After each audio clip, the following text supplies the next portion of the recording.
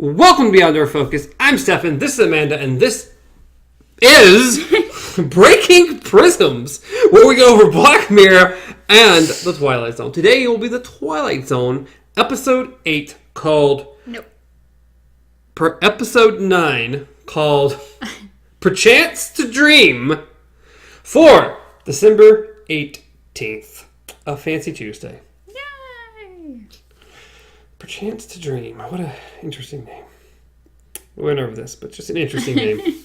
Perchance. What an interesting episode at that. I think I wrote pre-chance on mine, and I wrote perchance over there. I don't know which one's right. Perchance? But there's some words that are spelled like that, and then you say per. Pretty sure it's perchance. Okay, good. So because I Googled it. Oh, okay. With that exact one, and that's what came up. So I just wrote it down. Unless Google lied to me. No, that's right. Perchance. We don't know. We don't know words. Today's a weird day. It has been. It really has been. All right.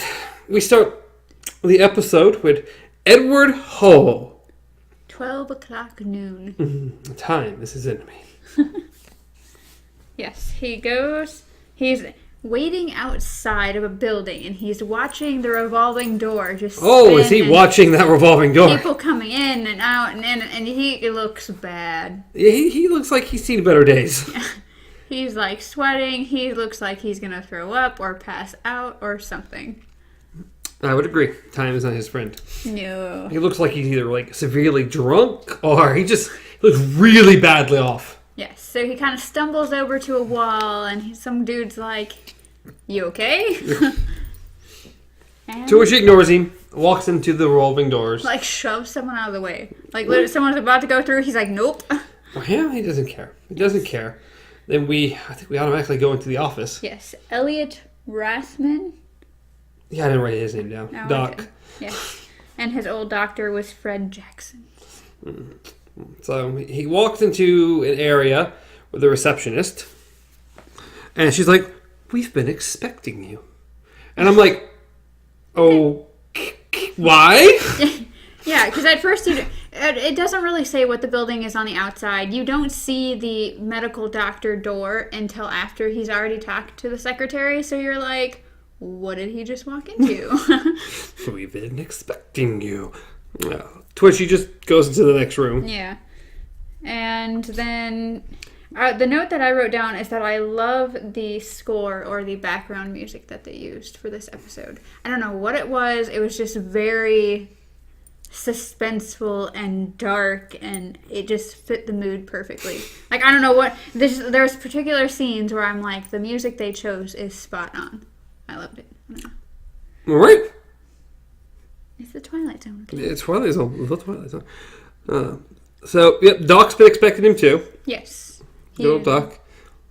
Fred Jackson, his old doctor, called him. Yes. He was like, hey, you need to see this dude. Yep, you need to see this guy.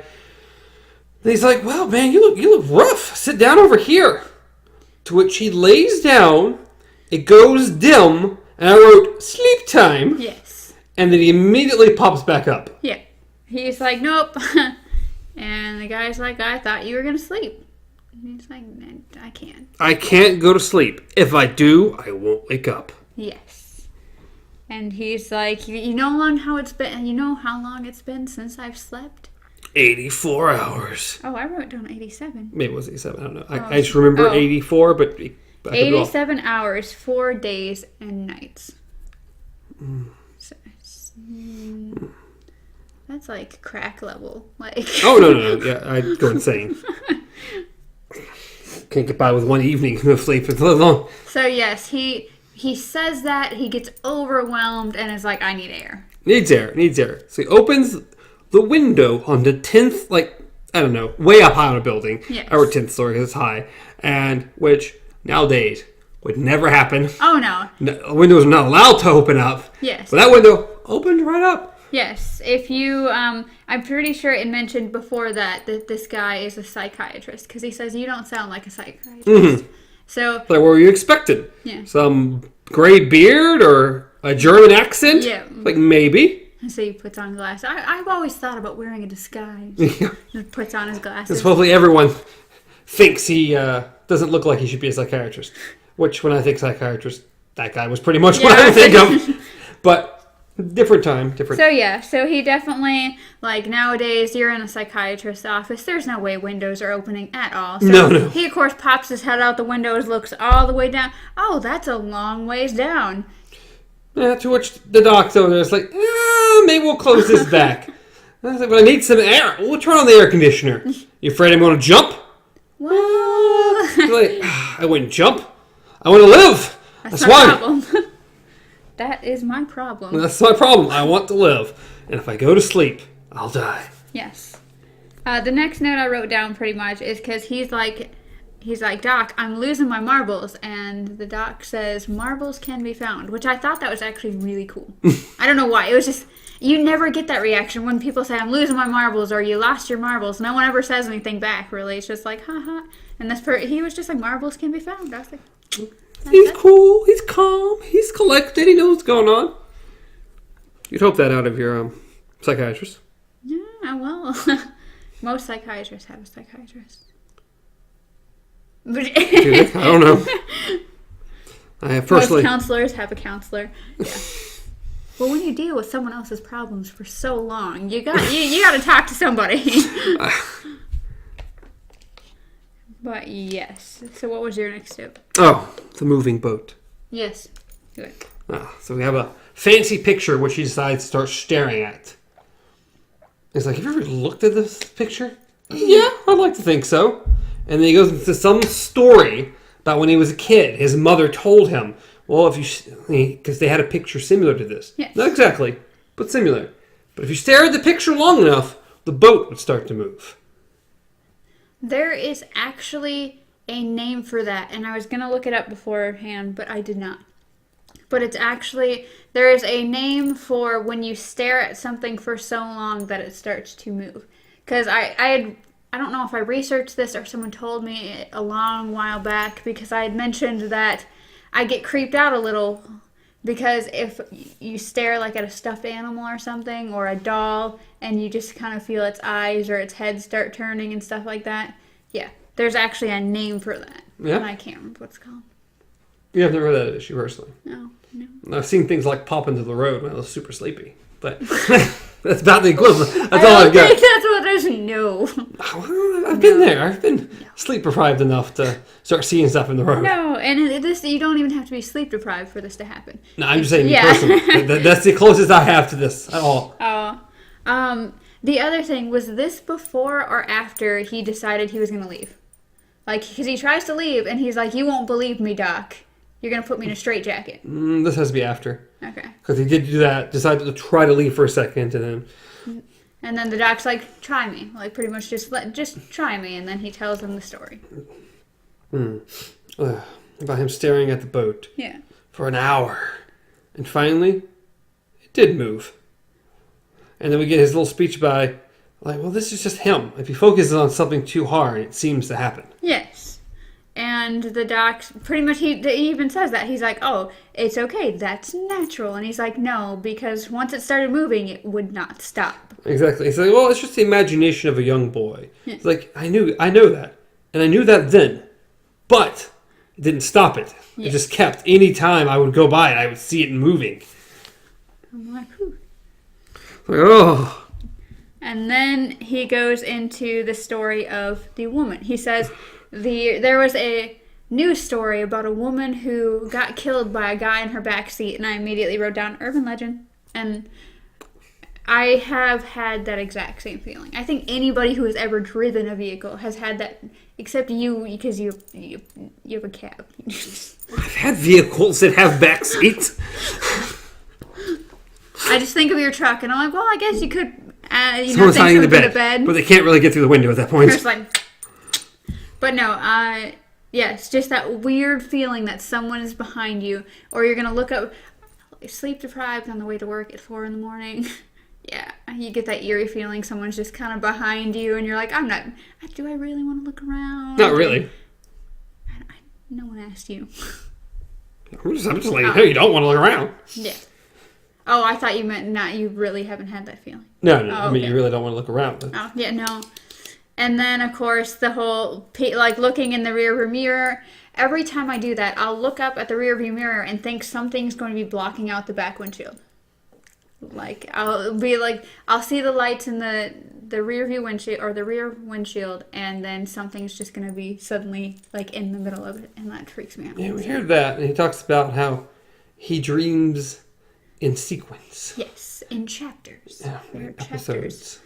Chapters and episodes, and it's like, okay. So, well, that's not impossible. It's like, I know because I write it down, and then it's like, well, maybe your writings were influencing your dreams, and...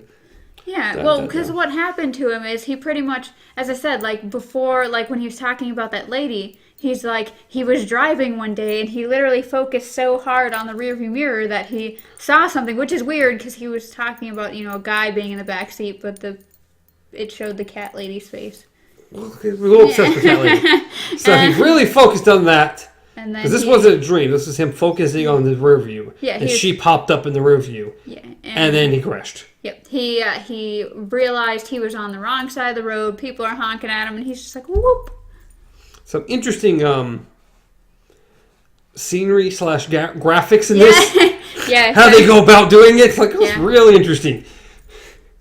So, yes. Then he continues. Then that's pretty much when he's like, you don't want to hear it. It's just going to, it's going to be... You're going to think I'm lying to you, pretty much. And then he's like, just tell me what happened.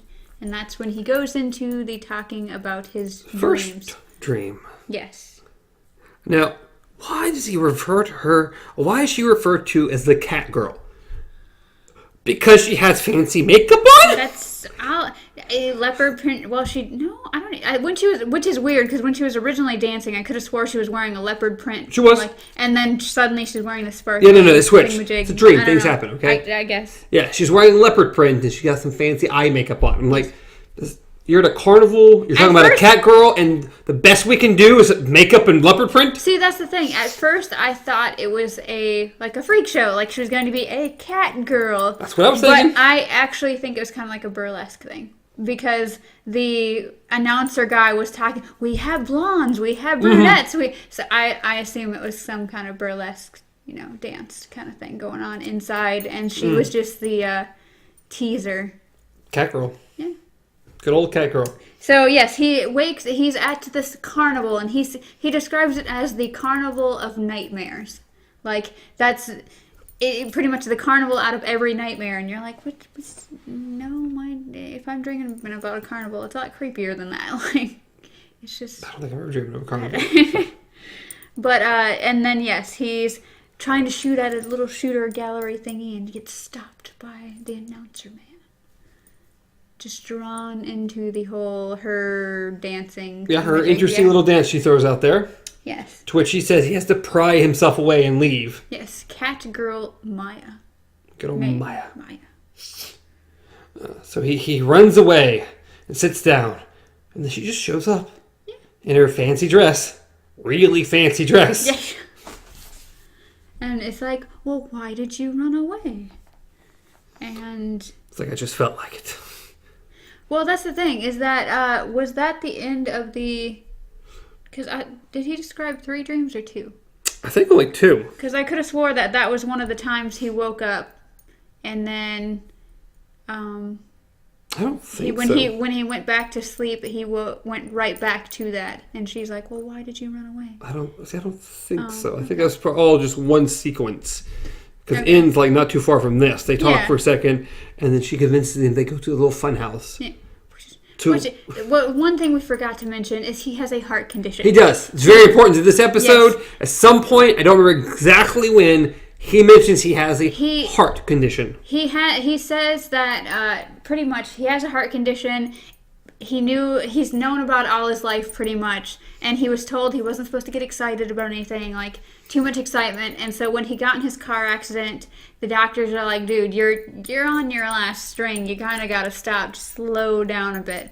And so then he has this first dream, and it's like he gets his heart starts racing when he sees her dancing. And he leaves, and they go into the fun house where scary things happen. And then we leave that scene, and he's like super sweaty. And it's like, yeah, like it took him an hour to calm down after it. And Yes, and so pretty much the scene went from her just them having a nice little time in the funhouse to suddenly it turning into a big ploy that she's trying to kill him. Well, what was interesting is that as soon as they walked in there, she says, "We've been expecting you." Yeah. And it's like, what? And then she mentions something else nice about the thing. And he's like... And right then I'm like, oh, that's who she is. Okay. My thing is she was like, what was it? Earlier on, before they even get to the fun house, he was like, hey, he said, what does it matter? What does it matter? You're just a dream anyways. And so then later on when they get into the fun house, she's like, kiss me. And he's like, well, why would I want to do that? And she's like, well, it's only a dream. What's it going to matter? Like, so pretty much that's when things get crazy. She starts doing some maniacal laughter and... Well, she's here to kill him. She is going to kill him. Catgirl's going to kill him. So he wakes up and that was the end of the first dream. He tells the psychiatrist, he's like, my doc told me that one almost took me out. Mm. And then he goes back into the second dream, which is they're at the same carnival. At the carnival again. This time we're back with Catgirl. We're near a roller coaster. Yes. Oh, that's when she's like, oh, it's just a dream. There's no excitement. Like, oh, it's just a dream. You can do all the things you can't when you're awake. And it's like, but I have a heart problem. Yeah. It's a heart problem. It's going to kill him. Yeah. It's going to kill him. He's like, well, why not? So he's like, I couldn't say no to her. So he pretty much pays for the ticket. They go on the roller coaster, and he's starting to freak out. Like, he's like, waking up, and I'm never going back there again. I can't do it. And that's what he did. After this dream, that's when he decided he wasn't going to go to sleep, and that's what ends up leading to the doctor's office. Yes, because he pretty much wakes up while he's still on the roller coaster. He's afraid if he finishes that ride, she's going to just kill him. He's going to die. To which we finally go back. Why does he go to leave? Huh? I think it was just one of those moments where he figures out the doc. He pretty much gives in. He's like, Doc, you can't do anything for me. Yeah. And then he goes to leave, and the doc's like, I wouldn't do that. Yeah, I wouldn't do that. It's like, why, Doc? Okay. And so he opens the door, and lo and behold, she's just sitting there. Dun, dun, dun. And he's like, Maya. Which she gives him no mind whatsoever. So he quickly shuts the door and breathing really heavy, and the doc's like, what's wrong? And then, of all things, completely crazy, he just runs and jumps through the window. I don't know. It went from, what's wrong? Your receptionist, it's Maya. Well, I can guarantee her name's not Maya. And he's just like... out the window. Yeah. Goes from the man who wants to live to jumping out a window. I can't handle this anymore. I gotta go.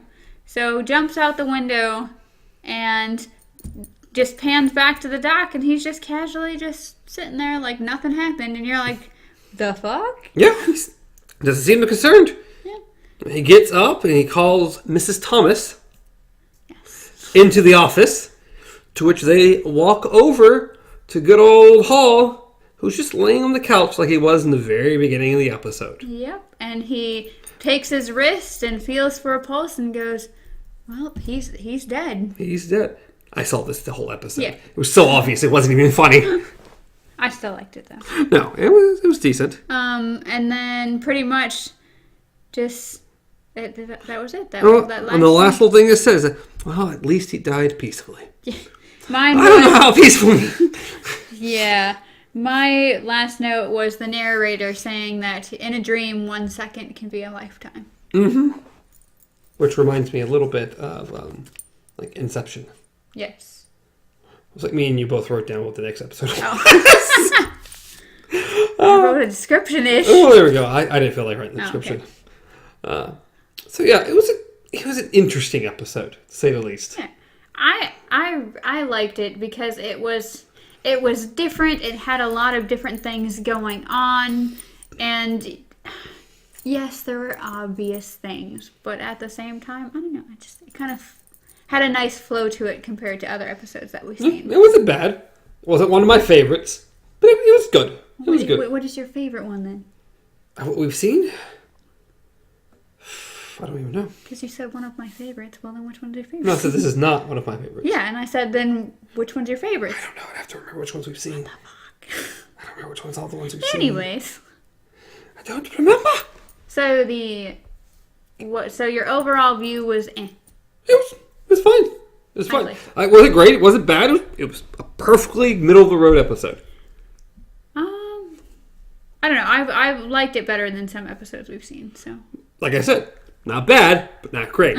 And some of the episodes I have not cared for that much at all. So yeah, again, perfectly middle of the road of the stuff we've seen. You're just spoiled at Black Mirror. Okay? Black Mirror is fantastic. Shame on you. Especially last week's episode. How dare you? Nosedive was great. You can't compare the two, okay? I can! No! I will. It's not allowed. Okay, so next week. Next week will be Black Mirror again. Season 3, Episode 2, called Playtest. Yes, and the little description thingy was that an American traveler is short on cash, so he signs up to test a new gaming system, in which case the thrills turn out to be a little too real for him. It's a very interesting episode. I'm looking forward to watching it. And then we're going to get real dark again. Oh, God. I can't do this. That's how it is, though. That's how this works. When's that dark episode coming out? When's that dark episode? Oh, jeez. I don't remember. Let's look at the calendar. Let's see. All right, this episode is out on the night at the 18th, and then we'll be going. Oh, Black Mirror will be on Christmas. Oh, that's nice. Which will be playtest. So that'll be on the day before. Yeah. Nope, the day of Christmas. Playtest will be on the day of Christmas, and then that, and then not till like the 8th of next month. So, yeah. God, these things, it just takes so long to get to them. And then finally, St. Junipero, which, God, I can't wait for that episode. Calm down. I love that episode. I'm dying.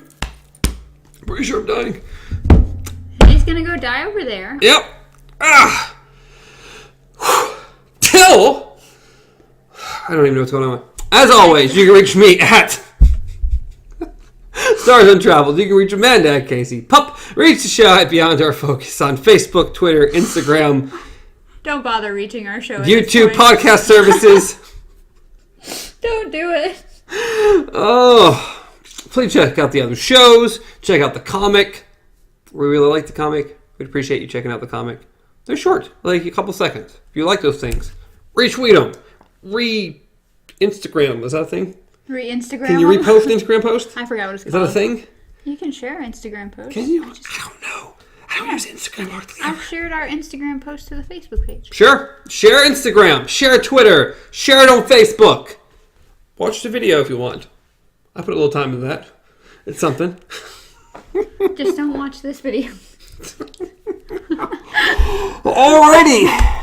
Is there anything else, Amanda? Is there anything else that I'm forgetting? I don't believe so. Join us next time. Like and subscribe. Till next time. Long days and pleasant nights.